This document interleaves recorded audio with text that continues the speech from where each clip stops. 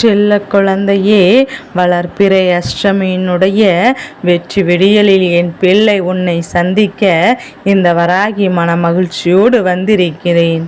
ஏனென்றால் என் பிள்ளைக்கு இன்று வாழ்க்கையில் கூடிய மிக பெரிய வெற்றியினை உன் அம்மா உறுதி செய்வதற்காக அல்லவா வந்திருக்கின்றேன்.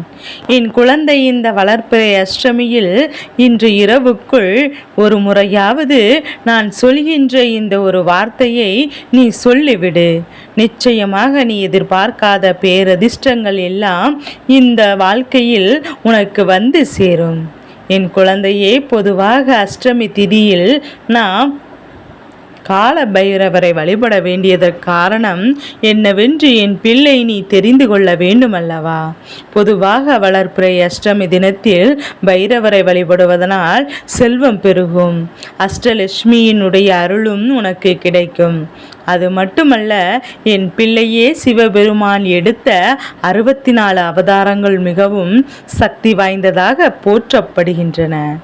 அவதாரம்தான் பைரவ அம்சம். மகா கால பைரவ பெருமான் இவரது வாழ்க்கைக்கும் இருக்கின்றார்.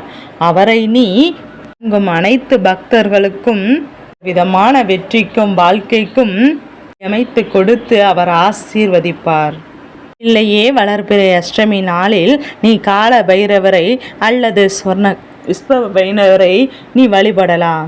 என் பிள்ளையே, இவர்களை வழிபடும் போது நிச்சயமாக உனக்கு நீ வேண்டியது விரும்பியது எல்லாம் உன் வாழ்க்கையில் உன்னை வந்து சேரும் என்பதில் எந்த ஒரு மாற்று கருத்தும் கிடையாது. என் குழந்தையே, வளர்ப்பிறை அஷ்டமி இந்த நல்ல நாளில் இந்த ராகு காலத்தில்தான் பைரவ பெருமானை வழிபட வேண்டும் என்ற கட்டாயம் கிடையாது. வளர்ப்பிறை அஷ்டமி திதி இருக்கும்போது ஒரு நாள் உனக்கு வசதிப்படக்கூடிய எந்த ஒரு நேரத்திலும் பைரவ பெருமானை வழிபடலாம். நீ உனக்கு இருக்கின்ற கடந்த 5 பிறவிகளில் உருவாக்கி இருந்த இந்த கர்ம வினைகள் எல்லாம் இவரை வணங்குவதன் மூலம் உனக்கு கரையத் தொடங்கும். அதனால் இந்த 6 வளர்பிறை அஷ்டமி பைரவ வழிபாடுகள் நிறைவடையும் பிறகு உன் மனதில் இருக்கின்ற சோகங்களும் உன் மனதில் இருக்கின்ற வருமானங்கள் அதிகரிக்க தொடங்கும். அம்மா, அப்பா, சகோதரர்கள், சகோதரிகள், அண்ணன், தங்கை, தம்பி, கணவன், மனைவி என்று இவர்களுக்கிடையே இருந்து வரக்கூடிய காழ்ப்புணர்ச்சியானது படிப்படியாக குறைய தொடங்கிவிடும். என் பிள்ளையே, இதையும் தாண்டி 6 வளர்ப்பிறை அஷ்டமியில் நீ இவரை வழிபடும் போது உன் வாழ்க்கையில் இவையெல்லாம் நடக்க தொடங்கும். எல்லாவற்றிற்கும் மேலாக பைரவரை வழிபடுவதற்கு ஒரு முக்கியமான காரணம் ஒன்று இருக்கின்றது.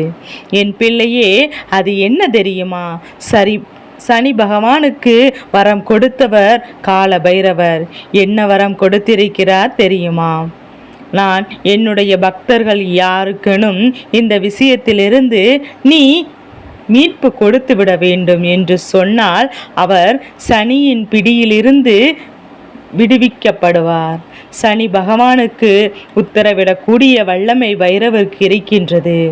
ஏனென்றால் சனி பகவான் ஒரு சமயம் மிகவும் அதிகமான கஷ்டத்தில் இருந்தபோது அந்த நேரத்தில் பைரவர் தான் அவரை காப்பாற்றினார்.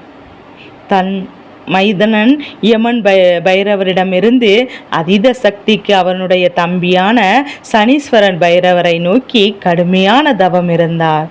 தவ வலிமையால் பைரவர் அவர் முன்னே தோன்றி மும்மூர்த்திகள் உட்பட கால பைரவனான நல்லபடியாக நல்லது தீயது செய்யும் சக்தி அருளித்தார். சனி பகவானிடமிருந்து ஒரு சக்திய பிரமாணத்தில் அவர் செய்து கொடுத்தார். சனீஸ்வரர் எவர் ஒருவருக்கு கஷ்டம் கொடுக்கும் அவரால் முடிகிறதோ அந்த நேரத்தில் அவர் பைரவரை வழிபட்டு சரணடைந்தால் அவர்களுக்கு சனி பகவான் நன்மையே செய்ய வேண்டும் என்பதுதான் உனக்கு புரிகின்றதா? 7.5 சனி பாதிப்புகள் எல்லாம் உனக்கு நீங்கும். உன்னுடைய மனது தெளிவடையும். அஷ்டம சனியால் பாதிக்கப்பட்ட அவர்களுக்கு மனம் தெளிவடையும். என் குழந்தையே, இப்படி நீ சனி பகவானால் பாதிக்கப்படக்கூடியவர்கள் சனி பகவானால் இந்த இந்த தொல்லைகள் இருக்கிறது என்று நினைக்கக்கூடியவர்கள் எல்லாம் இவர்களை வழிபட்டால் நிச்சயமாக அவர்களுக்கு நல்லதொரு தெளிவு கிடைக்கும். இது உண்மைதான். அதனால் தான் அம்மா இந்த நாளை இத்தனை சிறப்பம் வாய்ந்த சக்தி நாளாக உன் முன்னால் முக்கியத்துவம் வாய்ந்த நாளாக கொண்டு வந்து சேர்க்கின்றேன் என்பதை நீ மறந்து விடாதே. என் குழந்தையே, வளர்பிறை அஷ்டமி நாளில் நீ கால பைரவர் அல்லது சொர்ண பைரவ பெருமானை வழிபடும் போது நீ 108 காசுகள் வைத்து அர்ச்சனை செய்து அந்த காசுகளை நீ தொழில் செய்யும் அலுவலகத்திலோ அல்லது வணிக நிர்வாகத்திலோ வைத்தால் வியாபாரம் பெருகும். வீட்டில் உள்ள பீரோலில் வைத்தால் பணம் சேரும். தொடர்ந்து 6 வாரங்கள் 48 நாட்கள் அதாவது விரதமிருந்து தினமும் 108 முறை நீ சொர்ணாகஸ்ரவ நமக என்று மந்திரத்தை மனதில் ஜெபிக்க வேண்டும். அப்படியானால் இன்று நீ சொல்ல வேண்டிய மந்திரம் வேண்டிய அந்த வார்த்தை தான் ஸ்ரீ சொர்ணாகஸ்ர பைரவாய் நமக என்று இந்த மந்திரத்தை நீ சொல்ல வேண்டும். பிள்ளை, இந்த ஒரு வார்த்தையை நீ சொல்ல சொல்ல இதற்குள் தைரியம் பிறக்கும். இதற்குள் பைரவரை விடாமல் நினைப்பவர்களுக்கு நிச்சயமாக நாட்களாக வராமல் இருந்த பணம் விரைவில் உன்னிடம் வந்து சேரும். லட்சுமி கடாட்ச யோகம் கிடைக்கும். செல்வ வளம் அதிகரிக்கும். மனதிற்குள் புதிய உற்சாகம் பிறக்கும். தன்னம்பிக்கை அதிகரிக்கும். தைரியம் உண்டாகும். 8 திசைகளை காத்து உன்னை வழிநடத்தும் மாபெரும் காவல் தெய்வம் தன் கால பைரவராகும். வளர்பிறை அஷ்டமி நாளில் பைரவ வழிபாடு செல்வர்கள் தேய்பிறை அஷ்டமியில் வழிபாடு செய்யக்கூடாது. மீறினால் வழிபாடு கிடைப்பது கொஞ்சம் கஷ்டம்தான். சொல்வது புரிகிறதா என் குழந்தையே? வளர்பிறை அஷ்டமி நாளில் வழிபாடு செய்தால் தேய்பிறை அஷ்டமி நாளில் வழிபாடு செய்யக்கூடாது. ஏதாவது ஒரு அஷ்டமி நாளில் மட்டும்தான் செய்தால் போதும். என் பிள்ளை, அம்மா சொல்வது உனக்கு புரிந்திருக்கும் என்று நான் நினைக்கின்றேன். வளர்பிறை அஷ்டமியில் செல்வம் பெருகும். வாழ்க்கையில் கஷ்டங்கள் எல்லாம் நீங்கும். அதனால் ஏதேனும் ஒரு அஷ்டமி திதியை நீ எடுத்துக்கொள்ள வேண்டும். என் பிள்ளை, அந்த அஷ்டமி திதியில் அவருக்கு நீ வழிபாடு செய்யலாம். என் குழந்தையே, நீ சொல்ல வேண்டிய அந்த வார்த்தை ஒரு வரி மந்திரம்தான். ஸ்ரீ சொர்ணாகஸ்ய பைரவா நமக என்பதாகும். இதனை இன்று என் பிள்ளை நிச்சயமாக சொல்லி இந்த வாழ்க்கையில் உனக்கான சந்தோஷத்தை நீ முழுமையாக பெற்றுக்கொள்ள தயாராக இருக்க வேண்டும்.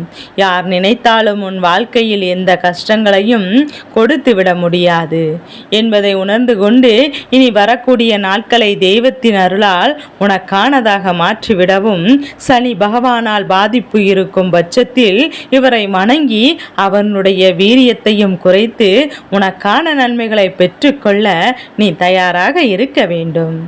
என்ன நினைத்தாலும் சரி, இந்த வாழ்க்கையில் தருகின்ற விஷயங்கள் உச்சபட்ச கஷ்டத்தை கொடுக்கும் போது என் பிள்ளை அதிலிருந்து நீ மீண்டு வந்து விட வேண்டும்.